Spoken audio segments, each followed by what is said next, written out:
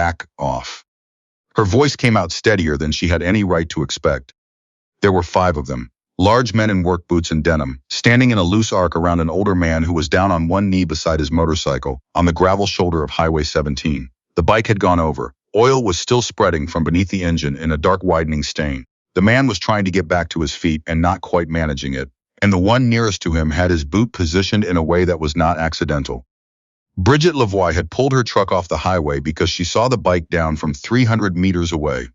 And years of working on machines had made the sight of one helpless on its side feel like something she had to do something about.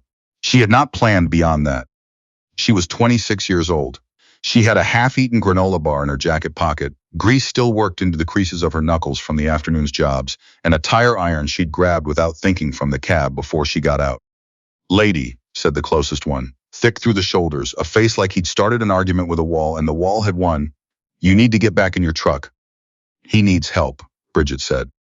She kept walking toward them. She wasn't sure why. Some part of her was calculating odds and finding them poor, and another part, a quieter, more stubborn part that sounded exactly like her father, had already decided the odds were beside the point. The man on the ground looked up at her. He was maybe 65, silver-haired, with a road-worn leather vest over a flannel shirt and the kind of weathered steadiness in his eyes that came from having been in worse situations and making it out the other side. He wasn't frightened. He was surprised. "You don't have to," he said. "I know," she said. "Move away from him." She said it to the group, not to any one of them specifically. She planted her feet on the gravel and held their attention, and tried not to let them see how badly her hands were trembling. The one with the wall-damaged face took a step toward her. "That iron's not going to do what you think it's going to do." "Probably not," she said, "but there are cameras on that interchange." She nodded toward the overpass 100 meters back. "And I've been standing here long enough to get a decent look at all of you." That landed. She saw it in the quick, involuntary glance 2 of them made toward the overpass. "Let's go," said the one at the back, flat certain, the voice of someone making a decision, not being forced into one. They went. They walked to 2 trucks parked further up the shoulder and left without rushing, as though the choice had always been theirs. Bridget stood and watched until their tail lights disappeared around the bend south of town. Then she let the breath out of her lungs. Her knees were not entirely reliable for a few seconds. She crouched next to the man and got a proper look at him. The cut above his left eyebrow had bled more than it needed to. He was favoring his right side. "Your ribs," she said. "Cracked, maybe. Done it before." He looked at her directly. "Why did you do that?" She set the tire iron down on the gravel between them. "You needed help." He considered that like he was filing it away. "Marcel Dion," he said, and extended a hand. "People call me Crank." "Bridget Lavoie." She shook it. "Your primary chain drive seal is leaking. That didn't happen from the fall. You've had that problem for a while." Something shifted at the corner of his mouth. "You know bikes?" "I know engines. My garage is 12 minutes back up the highway." "Your bike can be towed. You should let someone look at your ribs." He wouldn't hear of an ambulance. She drove him to the walk-in clinic in Werner, and then she drove his truck. She found it parked at the rest stop, listed under his name, while he rode with her in the cab because the clinic had taped his side and told him no vibration for 24 hours minimum. He didn't talk much on the drive. She had grown up around men who didn't talk when they were working through something, so she didn't push. She asked him once how long he'd had the bike, and he said 30 years, and that was enough for both of them for a while. "How long have you had the garage?" he asked, somewhere past the junction. "Since my dad died, 2 years back. He started it 29 years ago." "What happened to him?" She kept her eyes on the road. "Heart attack. He was 61. He was closing up on a Tuesday evening and then he was gone." She paused. "The garage had been in trouble the 2 years before that. He thought he'd made mistakes somewhere. He spent the last part of his life believing he'd let things slide." Marcel was quiet for a moment. "Then, did you believe that?" She thought about it honestly. "I believed it enough to blame myself for not figuring out how to fix it after he left it to me." The clinic was quiet at that hour. She sat in the plastic chairs under fluorescent lighting and told herself she was only staying to make sure he had a ride. She stayed because leaving felt wrong, and she had learned a long time ago to trust that instinct. When he came out, tape across the ribs, a strip of closure bandage above his eye, he said, "You didn't have to wait." "I know," she said. He looked at her in the flat, assessing way he had. "What do you owe on the garage?" She blinked. You've got the look of someone carrying something they don't know how to put down," he said. Not as a criticism, just observation. She picked up her jacket. "We don't know each other." "We know something," he said. "You walked toward 5 men on a gravel shoulder at dusk because someone needed help. That's not nothing." He held her gaze, steady and unhurried. Come open your garage tomorrow morning. I want my bike looked at, and I want to see the shop. She said yes because he'd asked plainly, and she was too tired to argue. He arrived at 9 the next morning on the back of a second bike, driven by a man he introduced as Russ Pelletier. Broad, close-cropped gray beard, a quietness about him that felt structural rather than chosen. Behind them came a third rider, Sebastien Moreau, whom everyone called Hawk. Their vests carried the crest of a brotherhood Bridget recognized without having to ask about it. She had grown up knowing motorcycle clubs. Her father had serviced bikes for 2 independent clubs in Nipissing District his entire career, and he had always been matter-of-fact about it. Men who ride, he'd said, like men who fish or men who build. You treat them straight, they treat you straight. But the sight of those crests still did something complicated in her chest as she wiped her hands on her rag and walked over. She got Marcel's bike into the bay and went to work. The chain drive seal was worse than she'd clocked the night before. While she was in there, she found a carburetor jet partially clogged and a brake line showing early wear. She talked through each problem as she found it, not for performance, but because working through a problem out loud was how she thought. And these 3 men had the look of people who understood machines and wanted the real picture, not a polished summary. When she finished laying out what needed doing, Marcel said, "What's the cost?" She gave him the number. He didn't negotiate. "When can I have it?" "Tomorrow afternoon." "Good." He looked around the bay, at the equipment, the organization of the tool wall, the job board with its ordered backlog. "Can I see the business side, the books, whatever you've got?" She set down her ratchet. "Why?" "Because I want to understand what you're dealing with. I'm not looking for charity." "I didn't offer any," he said. She looked at him, then at Russ and Hawk, not impatient, not performing patience, just present, and went and got the files. It took Marcel 40 minutes to go through what had cost her 2 years of sleep. He read quietly and thoroughly, without unnecessary expression. Russ leaned in once and pointed at something on a page. Hawk had put on reading glasses he'd produced from his vest pocket and was looking over Marcel's shoulder. When Marcel looked up, his face had settled into something harder and more focused. "Who is Crestline Property Group?" he asked. The question landed in Bridget's chest, like a dropped socket wrench. "They're the ones who want to buy," she said. "They've contacted me 3 times in 8 months. First a letter, very nice letterhead. Then a man named Douglas Whitfield came to the garage in person. Then another letter. The offers went up each time." "Did you look them up?" "I found what I could. They own a lot of commercial real estate across northern Ontario. They buy distressed properties." "They make the properties distressed first," Russ said. She looked at him. "We've seen this pattern before," he said. "Not from these specific people, but from this type. They identify a property they want, usually because there's something underneath the acquisition that makes it more valuable than the face value.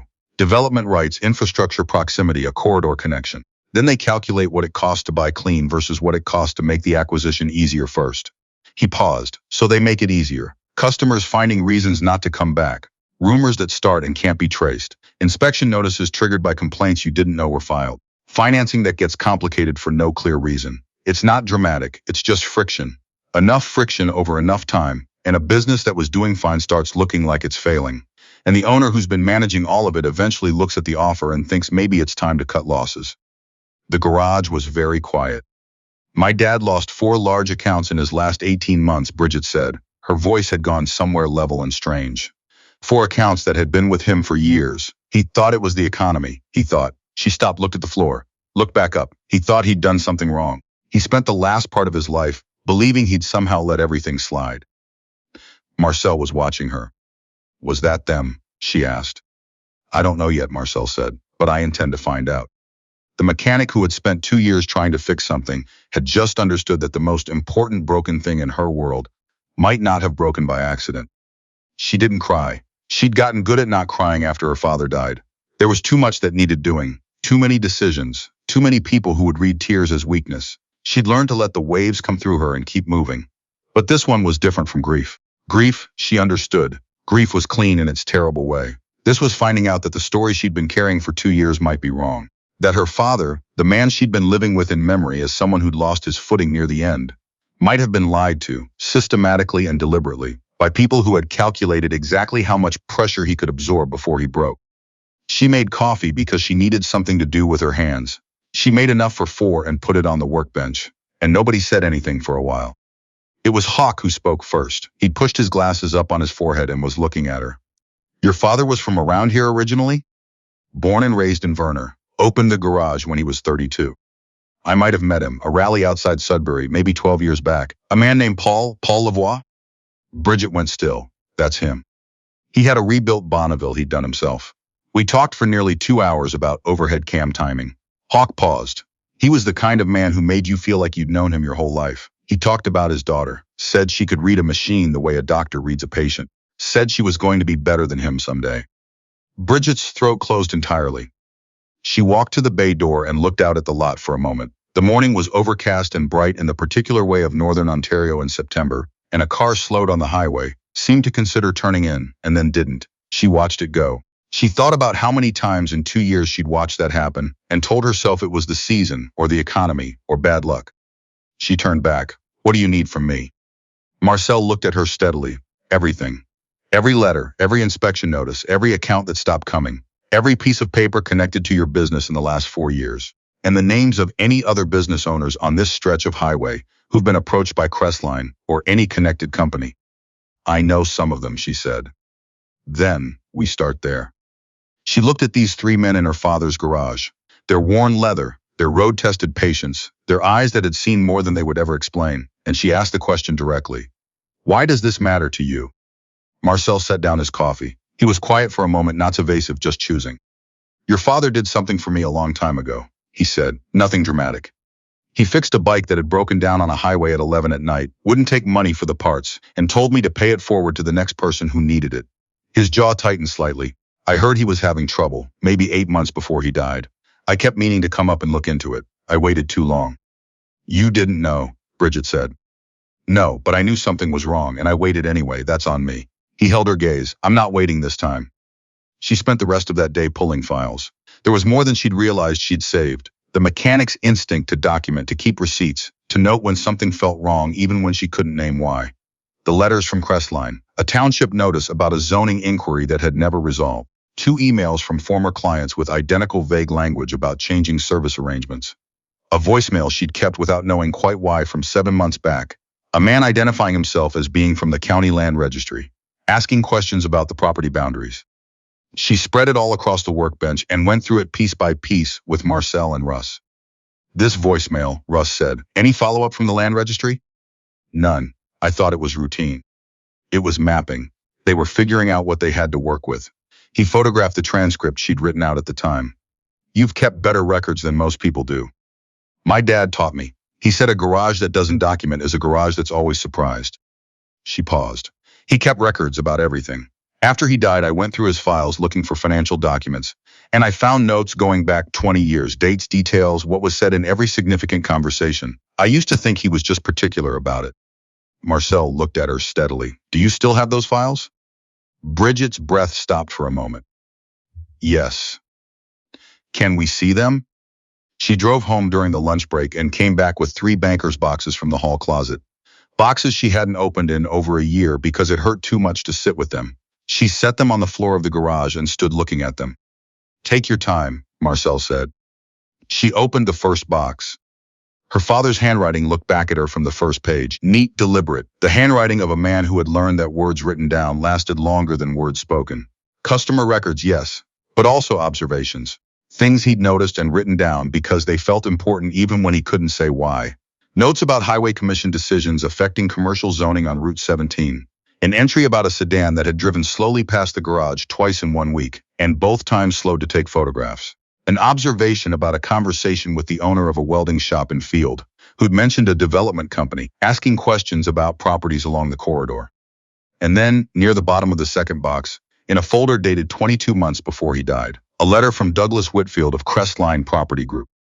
The same name, the same man who had walked into her garage in person the spring after she took over. He had gone to her father first. The offer in that letter was considerably lower than the one she'd received. Her father's response was paper-clipped to the back, a handwritten draft, 3 sentences. Mr. Whitfield, thank you for your interest in Lavoie's garage. It is not for sale. We wish you well in your other endeavors.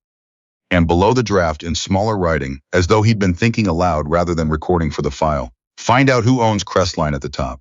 Someone local is feeding them information. Bridget sat on the concrete floor with her father's words in her hands. The refrigerator hummed. A truck downshifted on the highway outside. The particular sounds of the building she'd known her whole life. Her father had known something was wrong. He'd been trying to find the center of it. She looked up at Marcel. He crossed the space in 3 strides and crouched down and read the note. When he stood back up, there was something in his face she hadn't seen there before. Something older and harder and very still. "Russ," he said. "Yeah," Russ said. He'd already seen it from where he was standing. "We're going to need more help." The next morning, Bridget called 4 business owners before she unlocked the bay.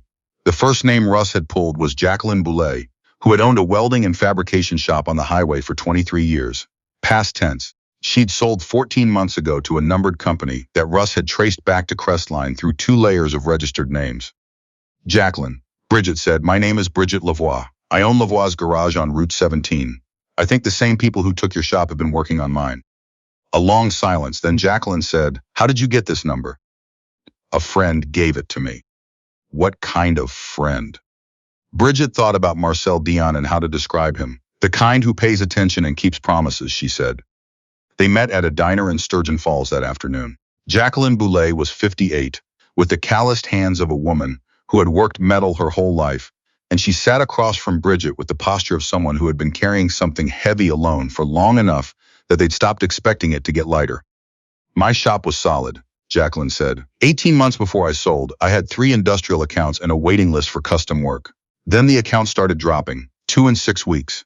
Then a complaint to the provincial licensing board from a customer I'd never met in my life, claiming substandard work. Dismissed eventually, but it cost me 4 months and a lawyer I couldn't really afford. And then Douglas Whitfield came to see me. Very pleasant, very patient.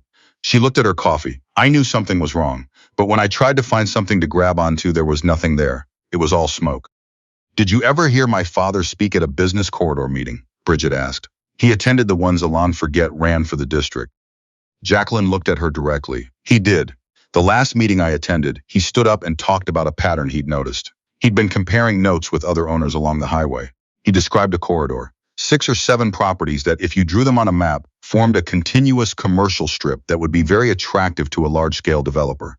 He said someone had figured that out before anyone else did and was acting on it." The hairs on Bridget's arms stood up. He said this with 40 people in the room. Alain Forget was running the session. Jacqueline wrapped both hands around her mug. 3 months after that meeting, my first industrial account called to cancel. Bridget called Marcel from the parking lot. "My father figured it out. He talked about the corridor at a small business meeting. 40 people in the room. Alain Forget was running it." 3 months later, Jacqueline Boulet's account started dropping.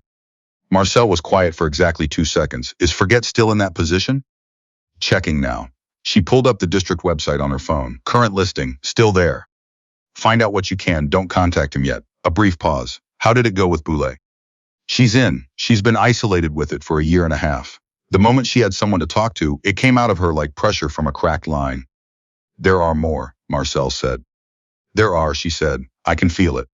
There were. By evening, she had 3 more names. Emery Sagan, who had run a diesel repair shop on the eastern end of the corridor for 16 years before losing his 2 largest fleet accounts in a single quarter, and not understanding why. Stuart Kimball, who still operated a small engine parts distributor but barely, after losing the exclusive supply contract he'd held for a decade, and Patricia Roux, who had closed a bookkeeping and tax preparation service 2 years prior, convinced she had simply failed to adapt.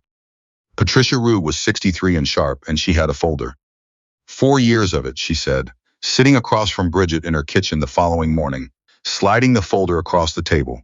"Because I knew something was wrong, and I knew nobody official was going to listen to me, and I thought someday I might need to show someone. Your father came to see me about 6 weeks before he died." Bridget's hands went still on the folder. "He sat in this kitchen," Patricia said. "He asked about my account losses very specifically, and he listened to every answer like it was exactly what he was looking for. He said he was putting together a picture. He said he had the edges of it but not the center. And he said, I remember this exactly, that when he found the center, he was going to need people willing to stand up and say what had happened to them." "He was building what we're building," Bridget said quietly. Patricia looked at her steadily. "He started it, you're finishing it." Marcel and Russ were at the garage when she got back, and she spread everything across the workbench. Jacqueline's account, Patricia's folder, the names of Emery and Stewart, the note about Alain Forget, and they went through it with the systematic patience of men who had learned how to read a situation and find the shape of it. "Your father's name appears twice in Patricia's folder," Russ said. "Once as a cross-reference on a client she lost. The client had also been serviced by your garage before switching to a chain. And once in a note she wrote to herself, PL, comparable timeline, follow up. She never got to follow up, Bridget said.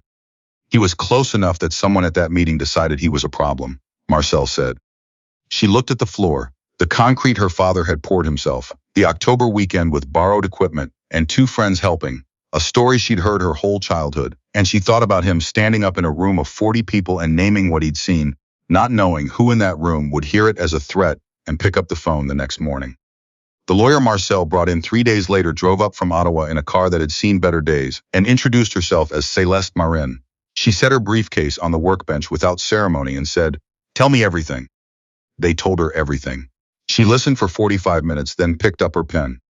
"You have enough for a civil case against Crestline and potentially against the holding company once we establish its structure. What you don't have yet is anything that rises to criminal interference. For that, you need someone inside the structure willing to talk, or documentary proof of specific directed acts against specific businesses." She looked at Bridget. "The most immediate threat is your mortgage. If the person administering your accounting relationship flags your file as high risk, your lender can require a review. With the margins you're showing, a forced review is a serious problem." Harvey Gay, one of two additional Brotherhood members who had arrived that evening, looked up from the corporate filings he'd been reviewing across the workbench. He was methodical and quiet, and he'd found something. Crestline Property Group was controlled through a numbered holding company. The holding company had 3 registered agents. The first was Douglas Whitfield. The second was a North Bay real estate solicitor named Craig Semple, the kind of lawyer retained specifically to build distance between clients and their actions. The third was a numbered corporation, and that corporation, when Harvey traced it through 2 layers, had one disclosed director. Grant Holbrook. Grant Holbrook, who had been her father's accountant for 18 years, who had helped Bridget file the estate paperwork after Paul died, who had met with her twice a year to review the garage's numbers, and looked her in the eye and said, "Your father would be proud of how you're managing." He knew her finances exactly. He knew what she could absorb. He knew where her margins were, where the floor was, and what it would take to make the garage untenable. He had been sitting across from her twice a year, knowing all of it, and asking how things were going. "He shook my hand at my father's funeral," Bridget said. "He said Dad was the finest client he'd ever had." "Don't go near him," Marcel said. "Don't call him. Don't change anything about how you normally interact with him." He held her gaze. "Can you do that?" She breathed through the answer she actually wanted to give. "Yes." They went to see Alain Forget the following morning. His office was on the 2nd floor of the district municipal building, and his assistant looked at Marcel's vest and then very carefully looked only at Bridget while confirming they could go straight in. Forget was 52, with the careful presentation of a man who had spent his career managing appearances. He stood up when they came in and extended his hand. "Miss Lavoie, I knew your father. Good man." "I want to talk about the corridor meetings," Bridget said. "The quarterly ones you ran. My father attended them regularly." Something very small moved behind Forget's eyes. "Of course, we discontinued those about 3 years ago. Budget considerations, unfortunately." "My father spoke at one of them approximately 2 years before he died," Bridget said. "He talked about a development corridor on Route 17. He described a pattern of account losses that, taken together, pointed to a coordinated acquisition strategy. He named specific properties." Forget's smile became a thing he was maintaining by effort alone. "Mr. Forget," Marcel said. His voice was quiet, the kind of quiet that didn't need volume because what was behind it carried its own weight. "We're not here to accuse you of anything. We're here because Bridget has assembled substantial documentation connecting her father's final years, preceded by a clear, deliberate campaign against his business, to a scheme that ran through your office. We wanted to give you the opportunity to tell us what you know before this documentation goes to people who won't be as interested in your perspective." The smile was completely gone. Forget's hands unfolded on the desk and refolded differently, tighter. What followed over the next 2 hours was a careful, painful dismantling.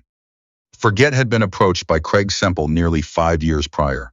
He'd been told he was facilitating a legitimate development project, good for tax revenue, good for employment in the district. He'd been asked which properties fell within the planned corridor. He'd provided that information. Then he'd been asked for more. Which businesses were financially stressed? Which owners might welcome an exit? Which relationships could be leveraged? And after Bridget's father had spoken at the meeting, Semple called me the day after. Forget said quietly. He asked what had been said and who had been there. He asked specifically about your father, how thorough his research seemed to be. He exhaled slowly. I told him. Bridget kept her face still. The wave moved through her and she let it pass. "And then my father died," she said, 6 weeks later. "Of a heart attack," Forget said quickly. "I want to be absolutely clear. I never believed anyone intended What did Semple say to you? Marcel asked quietly. After your father died. A long pause. He said the situation had resolved itself. He said the project could proceed on its original timeline. The room held that.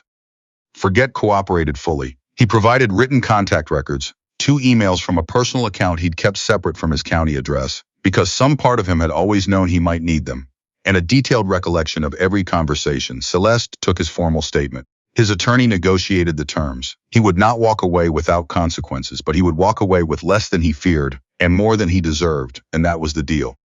The package Celeste filed with the Provincial Ministry of the Attorney General on a Thursday morning in October included Forget's full statement, Patricia Rue's folder, Harvey's corporate tracing, showing Holbrook's role as financial director of the scheme, Bridget's father's handwritten timeline, and signed accounts from 5 business owners, Jacqueline Boulay, Patricia Rue, Emery Sagan, Stuart Kimball, and Bridget herself. Grant Holbrook's response came through his solicitors 11 days later. He was, it turned out, willing to discuss a resolution.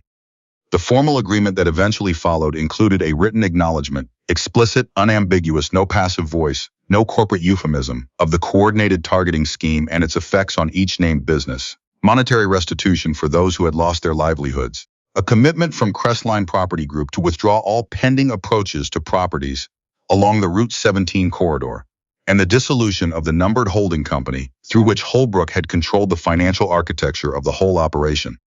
It wasn't fast, it wasn't clean. Legal processes never were. There were months of correspondence, continuances, solicitors exchanging careful and expensive letters, but the machinery moved. The morning Celeste called to say Whitfield had accepted the terms, Bridget was under a pickup truck running a transmission diagnostic. She rolled herself out and sat on the shop floor and listened without saying much. When she hung up, Marcel was leaning against the workbench with his coffee, watching her. Whitfield settled, she said. I know, he said. Celeste had called him first. How do you feel? She looked at the workbench, at her father's files, which she hadn't quite been able to put away yet, at the walls he'd built and the tools hung in the order he'd established, and the floor he'd poured himself one October weekend with 2 friends and a borrowed mixer. I want to call the others, she said, not with details, just to tell them it's done. Use my phone if you want, Marcel said. The calls might run long. My dad trusted you, she said. He helped you on a highway years ago and you remembered it. He didn't call you when he needed help. No, Marcel said. He was stubborn about asking. He didn't like it, Bridget said. I know that now. She looked at him for a moment. I'm not him. Something in Marcel's face changed. Some weight that had been there since he'd read her father's handwriting on the floor of the garage. Just slightly lighter. No, he said, you're not. She called Jacqueline Boulay first. When Jacqueline answered, Bridget said, it's done. The agreement is signed. You'll get the formal notice from Celeste's office in a few days, but I wanted you to hear it from me first. A silence on the line that said everything her voice couldn't quite carry. She called all 5 of them. By the time she finished, the garage was quiet and her throat was slightly raw, and Russ had made a fresh pot of coffee that nobody had asked for but everyone wanted. She stood in the center of her father's building and thought about the 5 people on the other end of those calls, who would go to sleep tonight knowing something they hadn't known that morning. That what had been done to them had a name, that the people responsible were being held to account, and that they had not been alone in it, even in all the years when they had felt most alone. They had just needed someone to step forward first. She looked at Marcel. Thank you, she said. Don't, he said. I should have come sooner. You're here now, she said. He didn't answer that, but she saw what it did to him, and she understood that some things land differently when you let them stand without argument. She went back to the pickup truck. There was still work to do. There was always still work to do, and she was the kind of person who found that steadying rather than exhausting. Her father had been that kind of person too, which was maybe the most important thing he'd left her, more than the tools, more than the building, more than the files still stacked by the door in their worn cardboard boxes. Lavoie's garage on Route 17 in Verner, Ontario was not for sale. It never had been. And now the people who had counted on her not knowing that understood it fully.